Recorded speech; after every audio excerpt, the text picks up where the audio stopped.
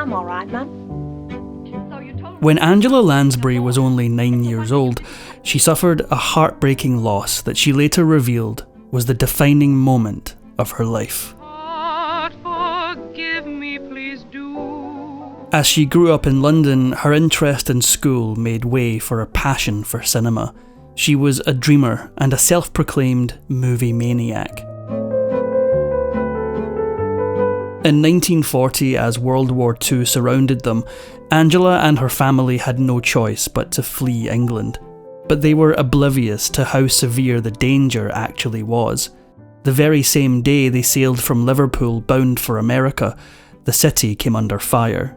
She'd escaped just in the nick of time, safe and sound aboard a steamship, a brand new adventure on the horizon. When it came to acting, Angela had no qualms about lying to get what she wanted.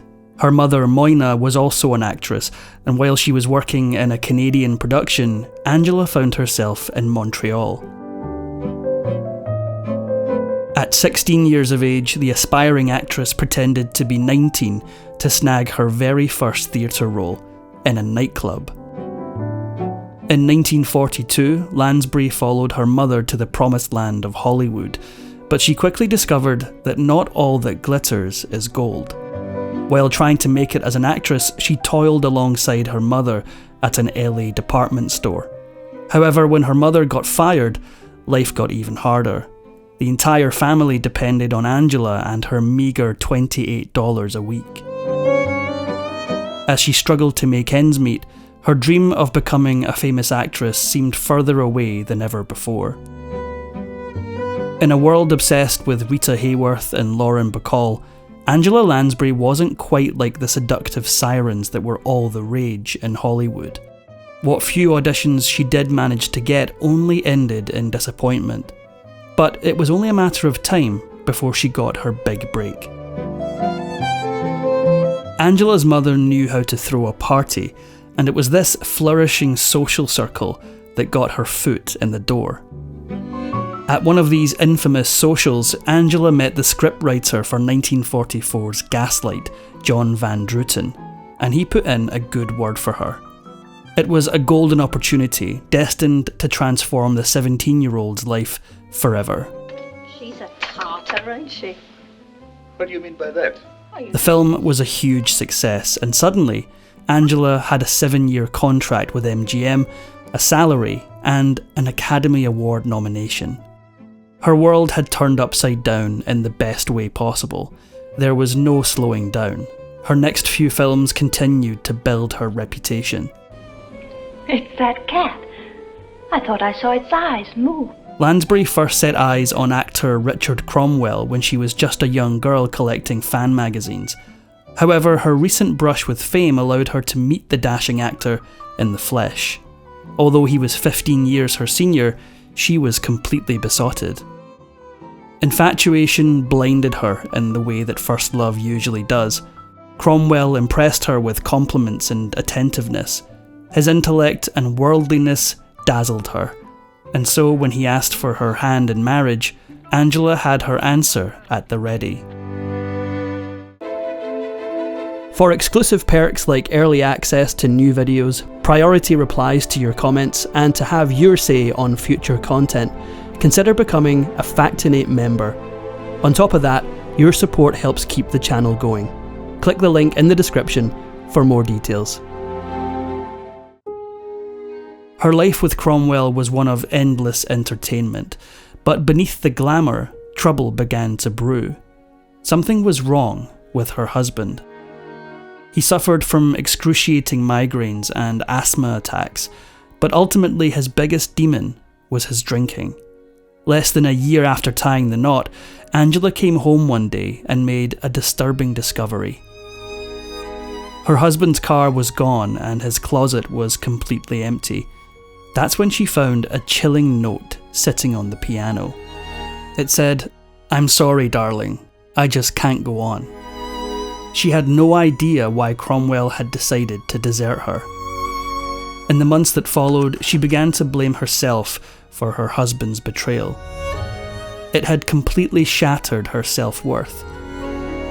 Desperate to get to the bottom of what happened, she contacted her husband's psychiatrist, who assured her that it wasn't her fault. After that conversation, she finally had her answer. Her husband was gay. She surmised that Cromwell had only married her in an attempt to change his own romantic preferences. Clearly, he had failed spectacularly. After having her heart broken into 1,000 pieces, this revelation changed the young actress irrevocably. Only 5 months after the divorce went through, fate stepped in again. She'd been invited to actor Hurd Hatfield's star-studded party in Ojai Valley. When she insisted she wouldn't be able to make it because she didn't have a ride, Hatfield came to the rescue. He knew a dashing, aspiring actor that could drive her there. When Peter Shaw drove up in his rented car, Lansbury couldn't believe her eyes.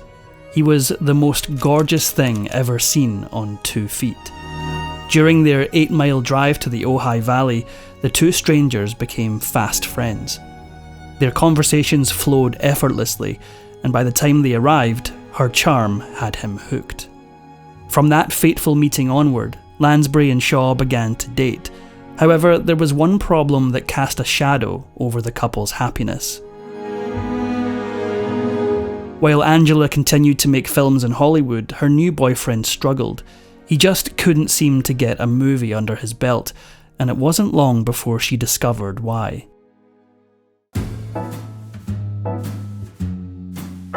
When she read with him for a screen test, she made a horrifying realization. He was a terrible actor. So, before the studio even called to reject him, she lovingly hit him with the hard truth. However, the screen test wasn't a total bust. Director Frank Capra, although less than impressed with Shaw's performance, was equally as intrigued by Lansbury. Capra wanted her to be in his film State of the Union, alongside Katharine Hepburn and Spencer Tracy. This was an incredible opportunity she couldn't turn away from. Meanwhile, her lover floundered. Look at me when I'm talking to you. First industrialist win. Simply put, Peter Shaw was never going to be an actor. In fact, it wasn't long before the studio cancelled his contract altogether. Lost in limbo, he resorted to painting houses while he figured out his next move. Finally, he settled on becoming a talent agent, representing other actors. After healing from her first disastrous marriage, Lansbury was finally ready to become a wife all over again.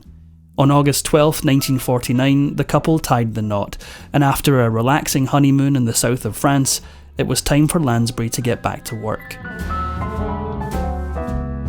The Three Musketeers promised to be an exciting film, but Angela Lansbury was far from satisfied with her role. She believed her age suited the role of the young Lady de Winter, and yet the studio wanted her for the mature, sinister role of Queen Anne. Finally fed up, the actress did what few dared to do in Hollywood. She strolled into Louis B. Mayer's office to state her case, telling him the role she truly wanted to play. His response was a painful wake-up call. In her autobiography, this was the moment she realised that she would not go to the top of the class at MGM. He's never even been threatened with it. As meteoric as her rise to fame had been, Lansbury now experienced a disheartening decline.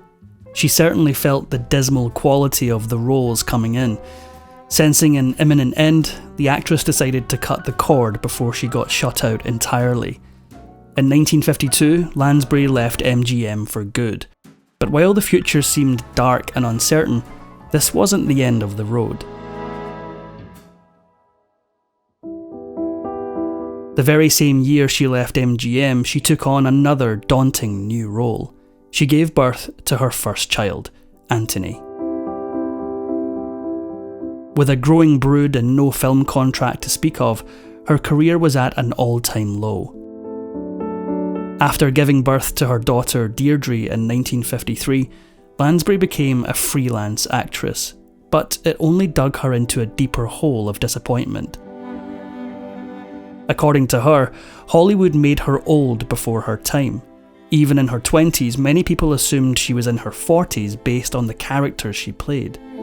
It was a curse that continued to stalk her, but that wasn't her only source of melancholy. She doted on her children, and more than anything wanted them by her side. But as much as she tried to put them before her career, she couldn't deny the truth. Her work often took her far and away from them for extended periods of time. In 1966, Angela got her first big break on Broadway with her performance in Mame. It was the kind of role she'd always dreamed of. While working with MGM, she'd watched musical actors like Gene Kelly and Leslie Caron in rehearsal, yearning to be a part of it all. She had never sung and danced while playing a leading role, so she had to prove herself in a big way. Lansbury stole the show. At 41 years old, she'd finally bagged her first starring role, and to go with it, she took home a Tony Award for Best Leading Actress in a Musical. The reviews were a welcome burst of light that bolstered her wavering self-esteem. Angela had reignited her career, but sadly it wasn't enough to turn Hollywood's head. When the actress learned that Mame was being adapted into a major film, she got her hopes up, only to have them dashed into a million pieces. She wanted the role so badly, but it went to Lucille Ball instead. The 60s were a strange time for Angela Lansbury. On one hand, she cleaned up on Broadway and catapulted to renewed fame, but on the other, her family life was in shambles. While busy entertaining her audiences, Lansbury's children had gotten caught up in the counterculture of the 1960s. Both of them struggled with drug addiction. Anthony in particular was extremely troubled, and in 1970 he overdosed and ended up in a coma. Although utterly distraught, Lansbury had another problem to deal with. Danger also came for her daughter, Deirdre. Deirdre had fallen in with the worst crowd possible. She'd become entranced by the infamous cult leader, Charles Manson. In the midst of all this chaos, Lansbury's Malibu home caught fire and burned to the ground. It was the final straw. Around this time, she had starred in a play that flopped. The musical Pretty Belle was described as a complete and utter fiasco. Even Lansbury confessed that her performance was abysmal. This, on top of her troubled children and devastated home, caused her to make one of the most drastic decisions of her life. She wrangled her family together and ran for the hills, taking refuge in Ireland. Settling in a farmhouse in the rural County Cork, she poured her heart into rebuilding her broken foundation. Lansbury's life in California was like a nightmare she longed to forget. In fact, the actress took an entire year off acting to be with her children as they recuperated from their addictions. Only years earlier, she'd kicked her own terrible habit. Lansbury had smoked heavily for most of her life and had finally quit, just as her own children had fallen victim to vices of their own. Fortunately, the move to Ireland made all the difference.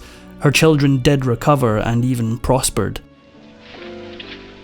How was the song? By the mid-70s, Angela had finally tired of making musicals.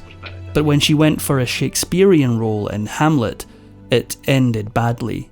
She received lukewarm reviews and hated the role.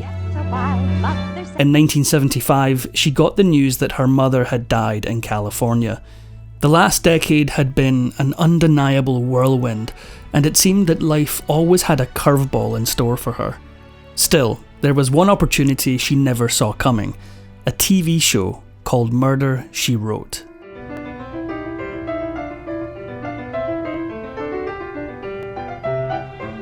But the story behind why she took on the role isn't as romantic as it seemed.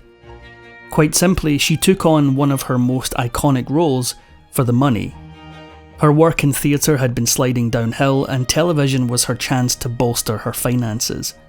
Hello, this is Jessica Fletcher. I'm sorry I can't talk. Her role as amateur detective Jessica Fletcher continued to keep her career afloat, but as always, it also led to even deeper frustrations with an industry that had failed her time and time again.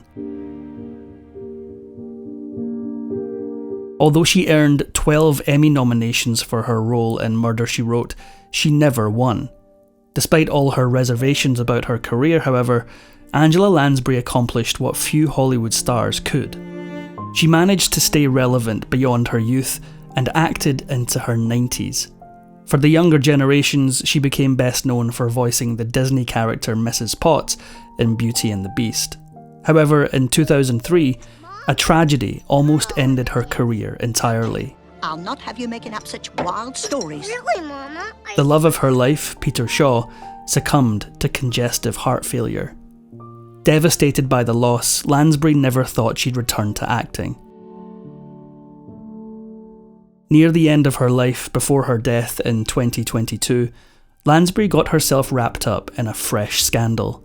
With the changing of the times, discussions revolving around the harassment of women, particularly in Hollywood, have sparked some serious debates. Unfortunately, Lansbury had controversial opinions on the subject. Her comments about harassment and violence toward women had her trending on Twitter, and nobody ever wants to be trending on Twitter.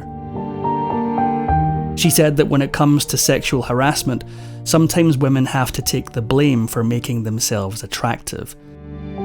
For a woman who'd worked in Hollywood alongside lecherous executives, her statements came as a shock. Angela Lansbury's journey from dreamer to stardom, from Hollywood outcast to TV legend, spanned 9 decades, but it all began with a stunning tragedy. When she was only 9 years old, her beloved father succumbed to stomach cancer, leaving Angela drowning in grief. In remembering the loss, she called it the defining moment of her life. She said, "Nothing before or since has ever affected me so deeply."